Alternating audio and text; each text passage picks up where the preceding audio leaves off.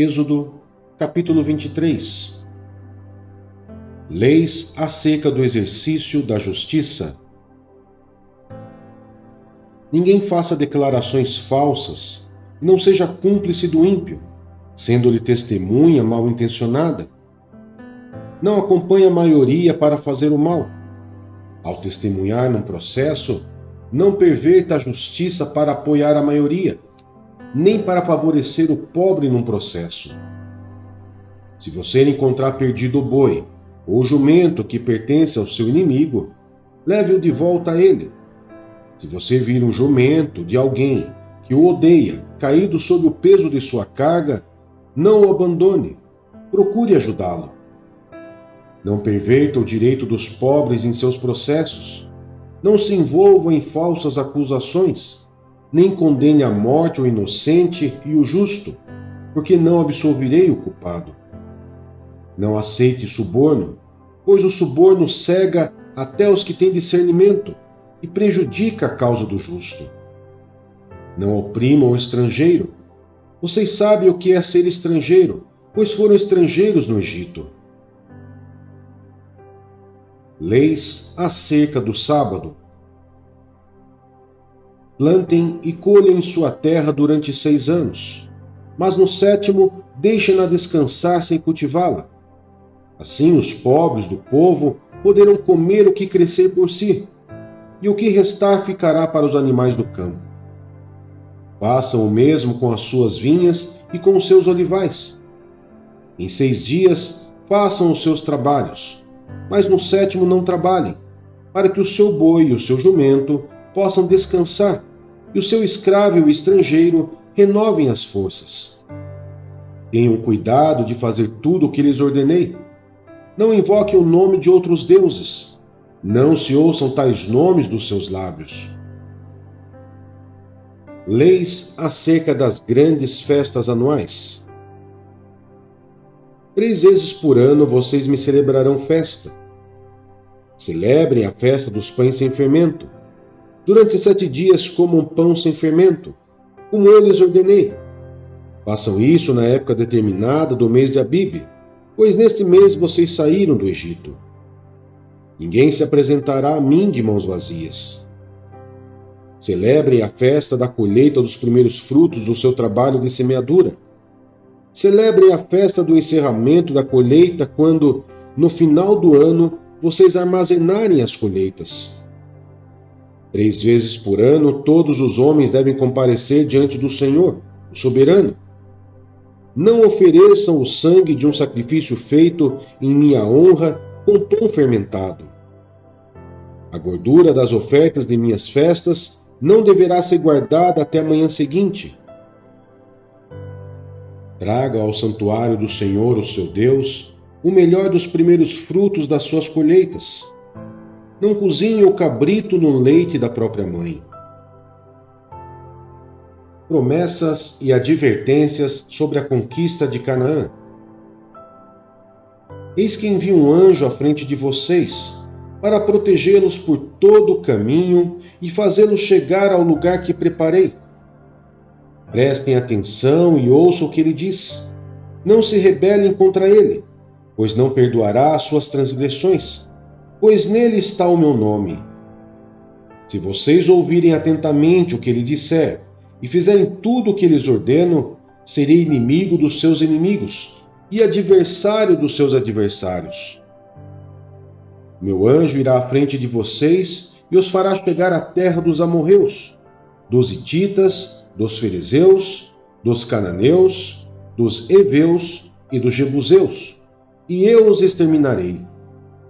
Não se curvem diante dos deuses deles, nem lhes prestem culto, nem sigam as suas práticas. Destruam-nos totalmente e quebre as suas colunas sagradas. Prestem culto ao Senhor, o Deus de vocês, e Ele os abençoará, dando-lhes alimento e água. Tirarei a doença do meio de vocês. Em sua terra nenhuma grávida perderá o filho, nem haverá mulher estéril. Farei completar-se o tempo de duração da vida de vocês. Mandarei adiante de vocês o meu terror, que porá em confusão todas as nações que vocês encontrarem. Farei que todos os seus inimigos virem as costas e fujam. Causarei pânico entre os heveus, os cananeus e os hititas, para expulsá-los de diante de vocês. Não os expulsarei num só ano, pois a terra se tornaria desolada e os animais selvagens se multiplicariam, ameaçando vocês. Eu os expulsaria aos poucos, até que vocês sejam numerosos o suficiente para tomarem posse da terra. Estabelecerei as suas fronteiras desde o Mar Vermelho até o Mar dos Filisteus, e desde o deserto até o Eufrates. Entregarei em suas mãos os povos que vivem na terra, os quais vocês expulsarão de diante de vocês. Não façam aliança com eles, nem com seus deuses. Não deixem que esses povos morem na terra de vocês, senão eles os levarão a pecar contra mim, porque prestar culto aos deuses deles será uma armadilha para vocês.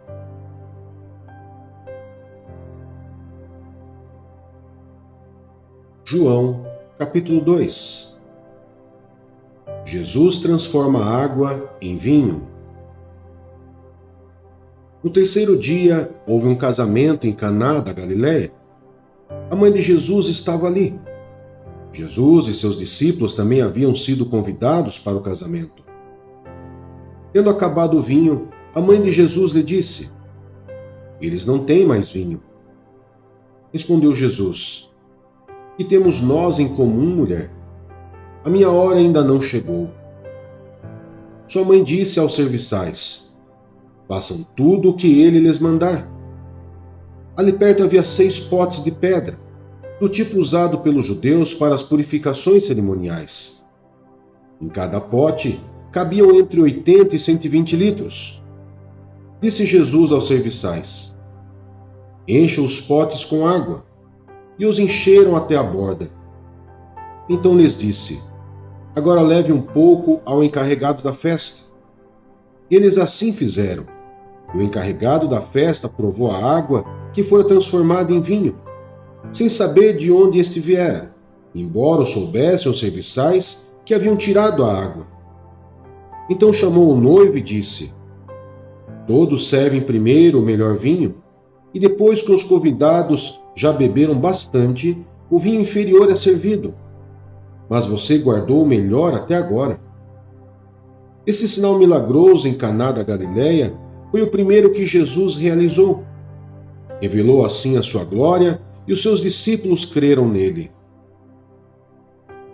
Jesus purifica o templo. Depois disso, ele desceu a Cafarnaum com sua mãe, seus irmãos e seus discípulos. Ali ficaram durante alguns dias. Quando já estava chegando a Páscoa judaica, Jesus subiu a Jerusalém. No pátio do templo viu alguns vendendo bois, ovelhas e pombas, e outros assentados diante de mesas, trocando dinheiro. Então ele fez um chicote de cordas e expulsou todos do templo, bem como as ovelhas e os bois, espalhou as moedas dos cambistas e virou as suas mesas. Aos que vendiam pombas disse: "Tirem essas coisas daqui. Parem de fazer da casa de meu pai um mercado." Seus discípulos lembraram-se que está escrito: "O zelo pela tua casa me consumirá." Então os judeus lhe perguntaram: "Que sinal milagroso o Senhor pode mostrar-nos como prova da sua autoridade para fazer tudo isso?" Jesus lhes respondeu: "Destruam este templo, e eu o levantarei em 3 dias."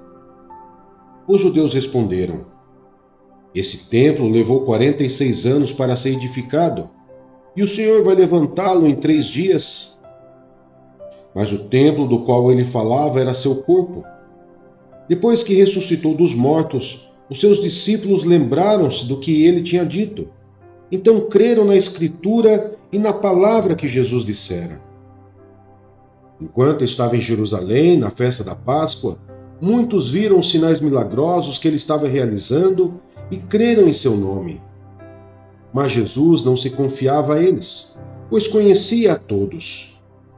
Não precisava que ninguém lhe desse testemunho a respeito do homem, pois ele bem sabia o que havia no homem.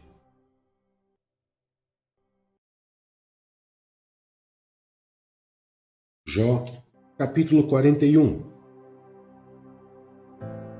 Você consegue pescar com anzol o Leviatã? Ou prender sua língua com uma corda? Consegue fazer passar um cordão pelo seu nariz? Ou atravessar seu queixo com um gancho? Você imagina que ele vai lhe implorar misericórdia e falar-lhe palavras amáveis? Acha que ele vai fazer acordo com você para que o tenha como escravo pelo resto da vida? Acaso você consegue fazer dele um bichinho de estimação, como se fosse um passarinho, ou pôr-lhe uma coleira para dá-lo às suas filhas? Poderão os negociantes vendê-lo, ou reparti-lo entre os comerciantes? Você consegue encher de arpões o seu couro e de lanças de pesca a sua cabeça? Se puser a mão nele, a luta ficará em sua memória, e nunca mais você tornará a fazê-lo. Esperar vencê-lo é ilusão. Apenas vê-lo já é assustador. Ninguém é suficientemente corajoso para despertá-lo. Quem então será capaz de resistir a mim? Quem primeiro me deu alguma coisa que eu lhe deva pagar? Tudo o que há debaixo dos céus me pertence. Não deixarei de falar de seus membros, de sua força e de seu porte gracioso. Quem consegue arrancar sua capa externa? Quem se aproximaria dele com uma rédea? Quem ousa abrir as portas de sua boca, cercada com seus dentes temíveis? Suas costas possuem fileiras de escudos firmemente unidos. Cada um estão tão junto do outro que nem o ar passa entre eles. Estão tão interligados que é impossível separá-los. Seu forte sopro atira lampejos de luz. Seus olhos são como os raios da alvorada.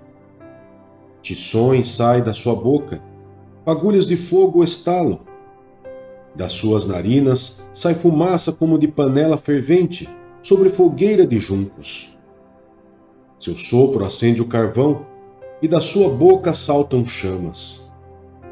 Tanta força reside em seu pescoço que o terror vai adiante dele. As dobras da sua carne são fortemente unidas. São tão firmes que não se movem. Seu peito é duro como pedra, rijo como a pedra inferior do moinho. Quando ele se ergue, os poderosos se apavoram, fogem com medo dos seus golpes. A espada que o atinge nada lhe faz, nem a lança, nem a flecha, nem o dardo. Ferro ele trata como palha, e bronze como madeira podre. As flechas não o afugentam, as pedras das fundas são como cisco para ele. O bastão lhe parece fiapo de palha, o brandir da grande lança o faz rir. Seu ventre é como caco denteado, e deixa rastro na lama como o trilho de debulhar. Ele faz as profundezas se agitarem como caldeirão fervente, e revolve o mar com o pote de unguento. Deixa atrás de si um rastro cintilante, como se fossem os cabelos brancos do abismo. Nada na terra se equipara a ele, criatura destemida. Com desdém olha todos os altivos, reina soberano sobre todos os orgulhosos.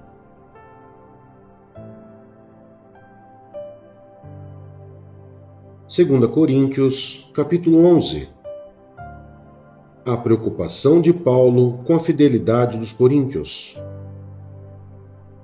Espero que vocês suportem um pouco da minha insensatez. Sim, por favor, sejam pacientes comigo. O zelo que tenho por vocês é um zelo que vem de Deus. Eu os prometi a um único marido, Cristo, querendo apresentá-los a Ele como uma virgem pura. O que receio e quero evitar é que assim como a serpente enganou Eva, com astúcia, a mente de vocês seja corrompida e se desvie da sua sincera e pura devoção a Cristo. Pois se alguém lhes vem pregando um Cristo que não é aquele que pregamos, ou se vocês acolhem um espírito diferente do que acolheram, ou um evangelho diferente do que aceitaram, vocês o toleram com facilidade. Todavia, não me julgo nem um pouco inferior a esses superapóstolos. Eu posso não ser um orador eloquente, contudo tenho conhecimento. De fato, já manifestamos isso a vocês em todo tipo de situação. Será que cometi algum pecado ao humilhar-me, a fim de elevá-los, pregando-lhe gratuitamente o Evangelho de Deus? Despojei outras igrejas, recebendo delas sustento, a fim de servi-los. Quando estive entre vocês e passei alguma necessidade, não fui um peso para ninguém, pois os irmãos, quando vieram da Macedônia, supriram aquilo que eu necessitava. Fiz tudo para não ser pesado a vocês, e continuarei a agir assim. Tão certo como a verdade de Cristo está em mim, ninguém na região de Acaia poderá privar-me deste orgulho. Por quê? Porque não amo vocês? Deus sabe que os amo, e continuarei fazendo o que faço, a fim de não dar oportunidade àqueles que desejam encontrar ocasião de serem considerados iguais a nós nas coisas de que se orgulham. Pois tais homens são falsos apóstolos, obreiros enganosos, fingindo-se apóstolos de Cristo. Isto não é de admirar, pois o próprio Satanás se disfarça de anjo de luz. Portanto, não é surpresa que os seus servos finjam que são servos da justiça. O fim deles será o que as suas ações merecem. Paulo orgulha-se dos seus sofrimentos. Faço questão de repetir. Ninguém me considera insensato, mas se vocês assim me consideram, recebam-me como receberiam um insensato, a fim de que eu me orgulhe um pouco. Ao ostentar este orgulho, não estou falando segundo o Senhor, mas como insensato. Visto que muitos estão se vangloriando de modo bem humano, eu também me orgulharei. Vocês, por serem tão sábios, suportam de boa vontade os insensatos. De fato, vocês suportam até quem os escraviza, ou os explora, ou quem se exalta ou lhes fere a face. Para minha vergonha, admito que fomos fracos demais para isso. Naquilo em que todos os outros se atrevem a gloriar-se, falo como insensato. Eu também me atrevo. São eles hebreus? Eu também. São israelitas?